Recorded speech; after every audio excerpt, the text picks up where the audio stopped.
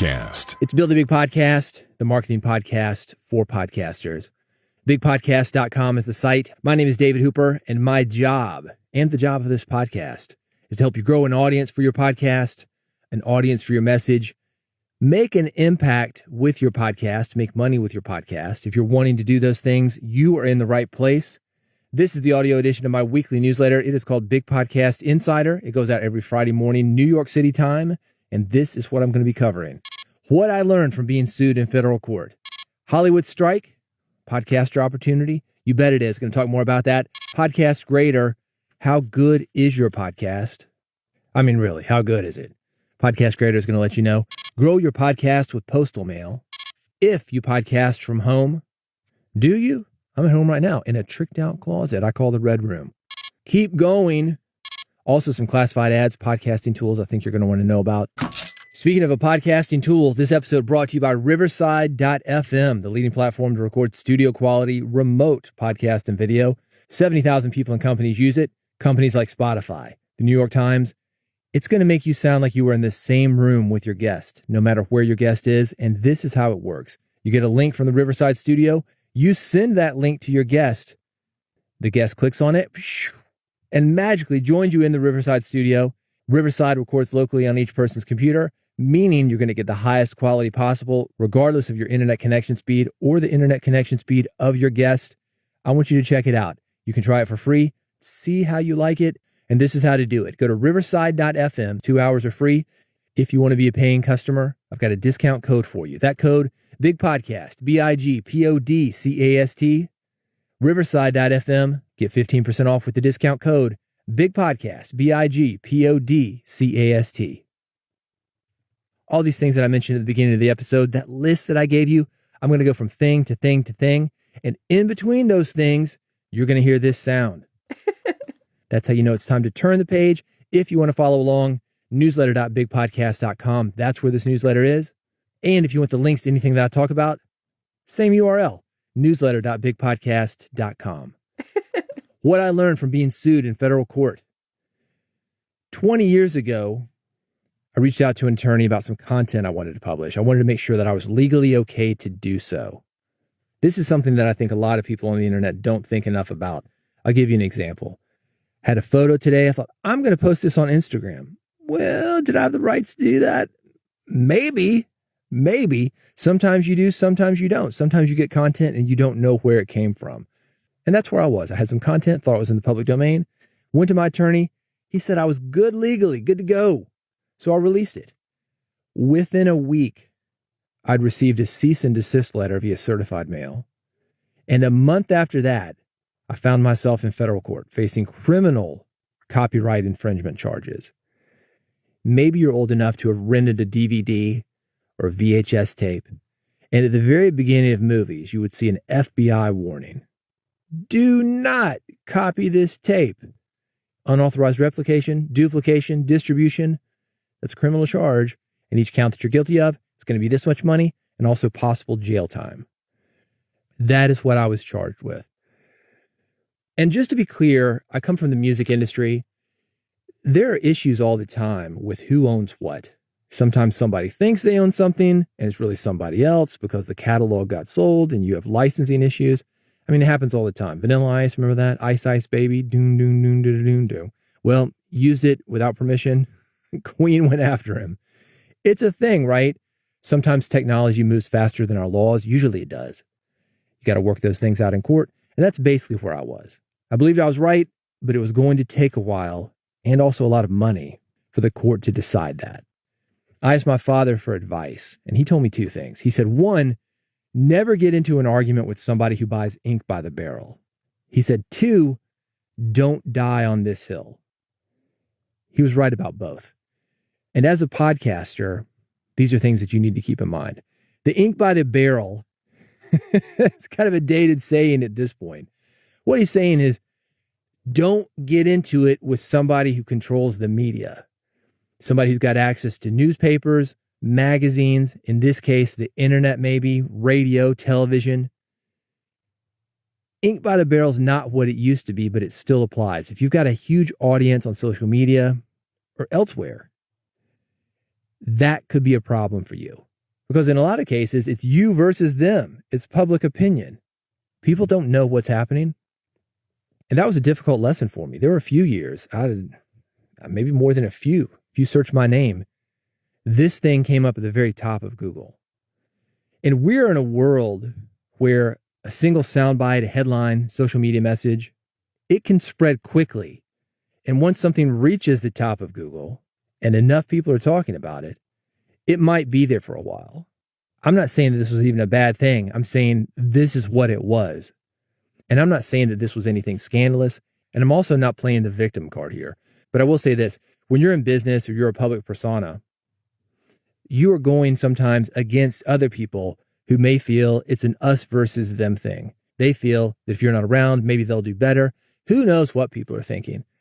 I'm just saying that if you get into a situation like this, there are some people that are going to help it along because maybe it's interesting, it's scandalous, it's fun to talk about, and maybe it's in their best interest. Again, not playing the victim here. I put this stuff out. I was in a situation. That's fine. I would still argue to this day that what I did, completely legal.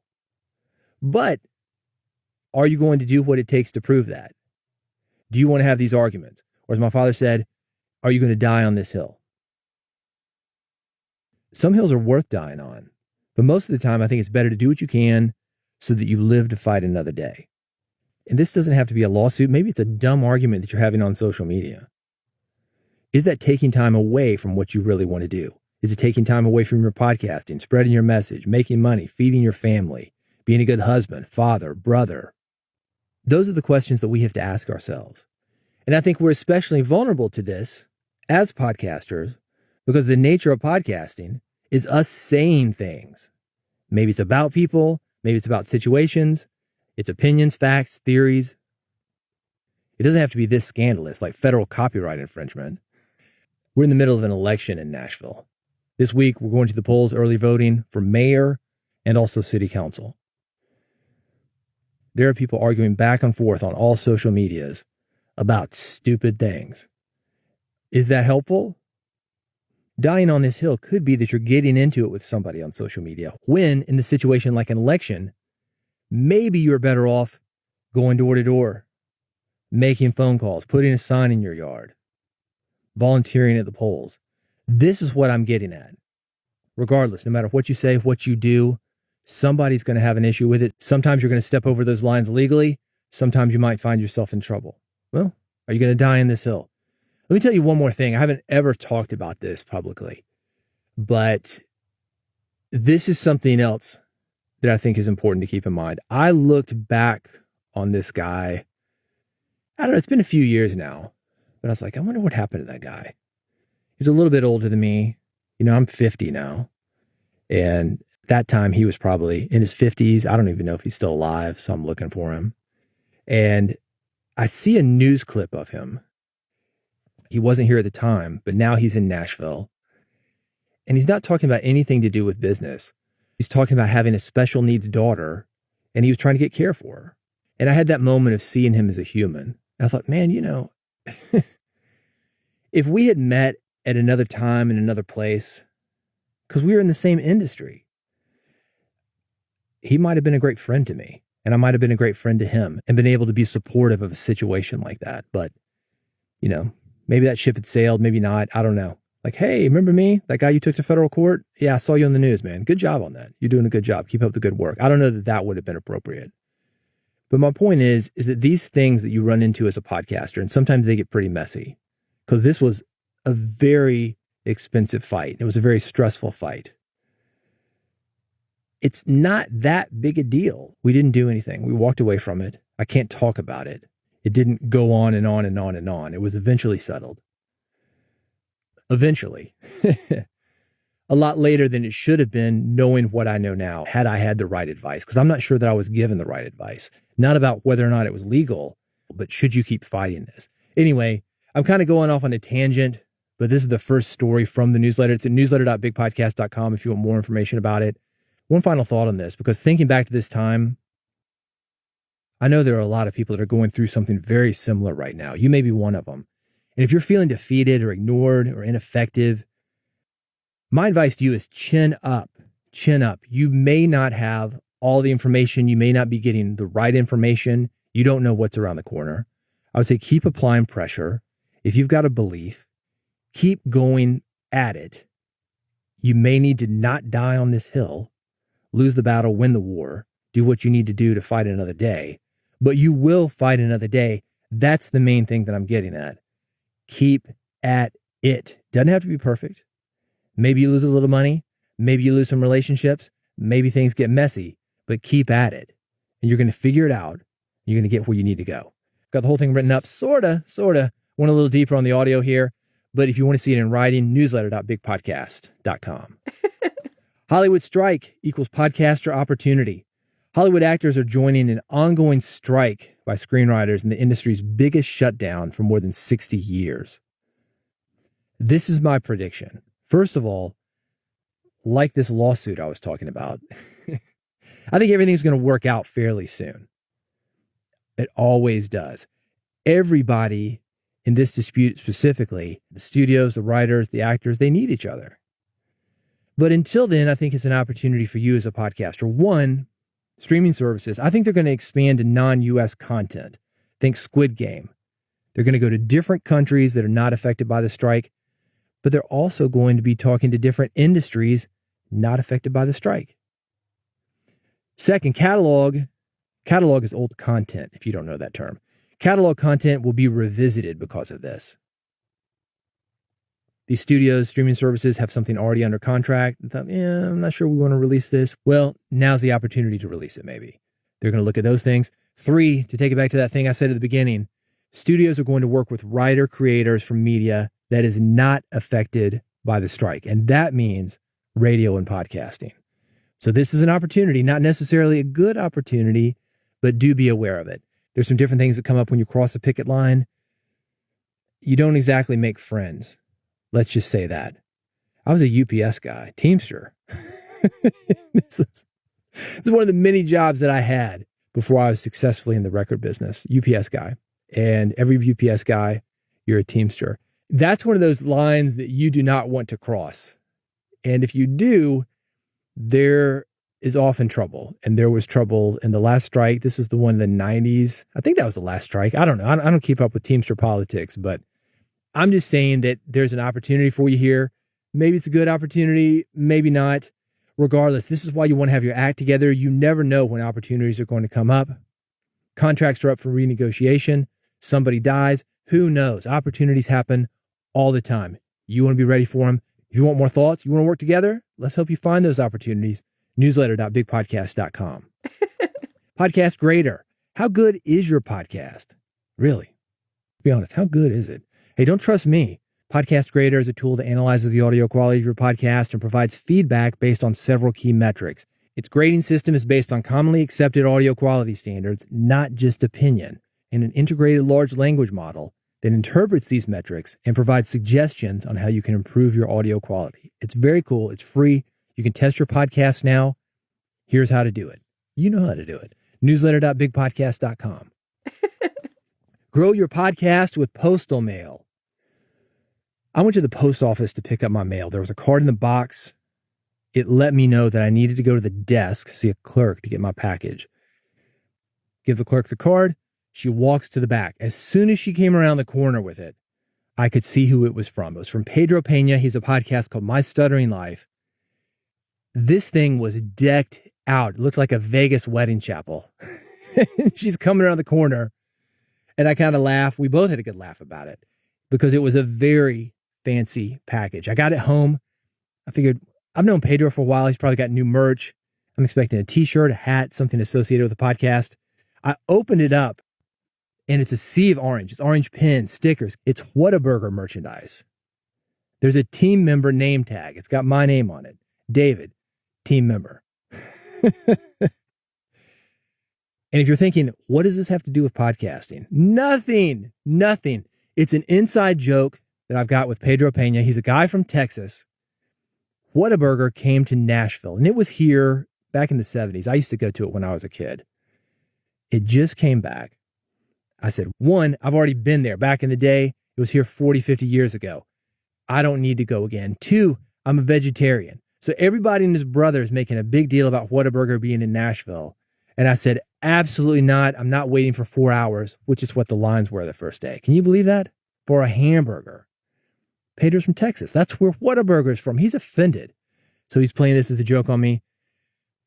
This is what it has to do with podcasting. Behind the mics, the headphones, podcasters, podcast listeners, they are just people. You are just a person. I'm just a person. Our listeners, just people. And if you want to get the attention of these people, postal mail, getting creative, that's the way to go. Now, Pedro's podcast is called My Stuttering Life. This is the Vegas wedding chapel that she brought out. He's got his own tape that he's taped the box with. He's got a picture of the artwork on the front. He's got a QR code on the box. You hold your phone up to it. You can subscribe to the podcast. Who knows how many people had their hands on this package from Texas to Nashville. I talked about being a UPS guy. Same thing. You got people working in the hubs. You got the delivery guy. You got the people receiving the packages.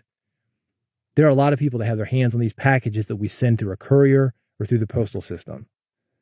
And because we're doing so much communication via email, social media, Zoom, a physical package is a great way to get attention.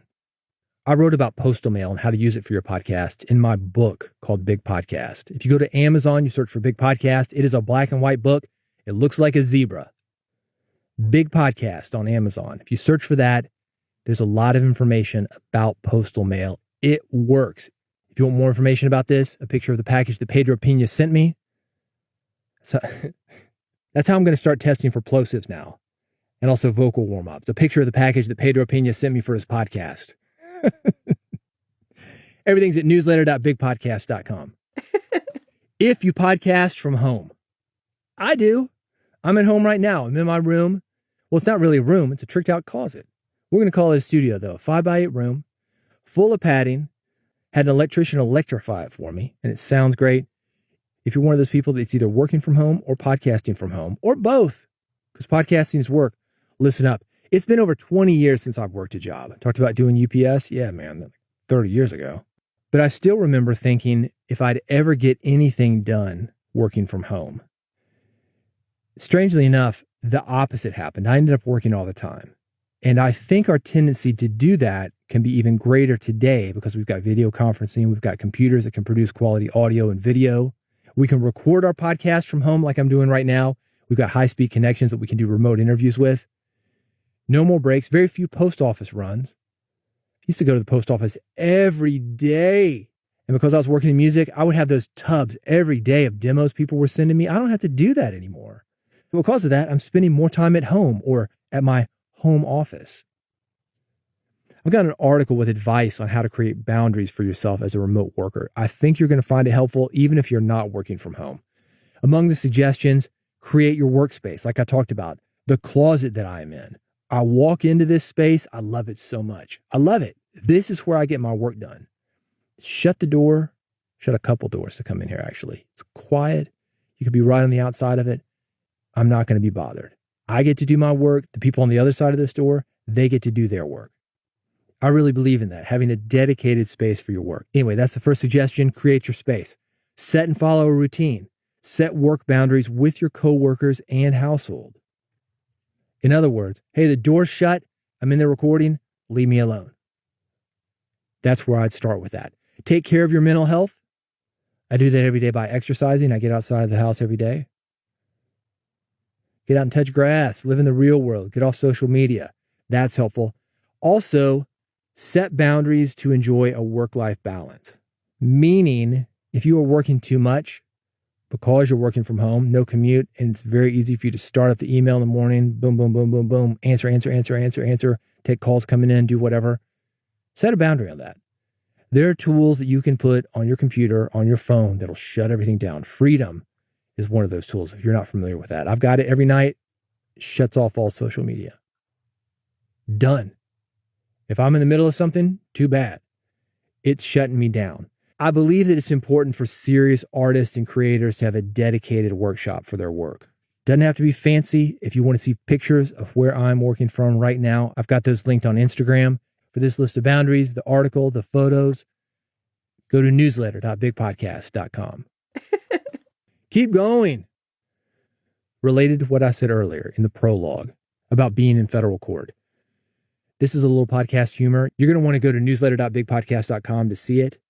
The joke is basically this. We start a podcast. We're really excited about it. Hey, starting a podcast. You're telling everybody about it. 6 weeks later, you're eating cheesy puffs in the recliner, watching all those catalog shows that Netflix has decided to take another look at. That's usually how it goes. You'll get the joke and maybe a gentle nudge that you need to get back on top of it at newsletter.bigpodcast.com. Classified ads for you. Swell AI automates writing podcast summaries, articles, social posts, and more. You can manage multiple shows in one dashboard, build custom templates for each show, connects with Google Drive, Dropbox, and Zoom. You can get started for free. This is an AI episode notes tool. You upload your episode, bam, notes are done. It is amazing. I've got it linked, newsletter.bigpodcast.com. Cave Day. Be more productive with Cave Day, the virtual co-working solution used by creatives at Netflix, Spotify, and Amazon. You can try it for $1. This is cool. Talked about working from home, having work-life boundaries. Cave Day is great. Those guys have boundaries. You start together, you end together. There are 1-hour sessions. There are 3-hour sessions. If you're sick of working alone, you're lonely, man. But you don't want to go to the office because that's too much, too many people. Cave Day is a nice middle ground. I've been on it for a few years. It is wonderful. I met so many great people, Spotify, Netflix, those companies that I mentioned. They are real people. A lot of writers for Netflix, surprisingly. Well, not now. They're all on strike. But you can meet some cool people. Cave Day. I've got it linked at newsletter.bigpodcast.com.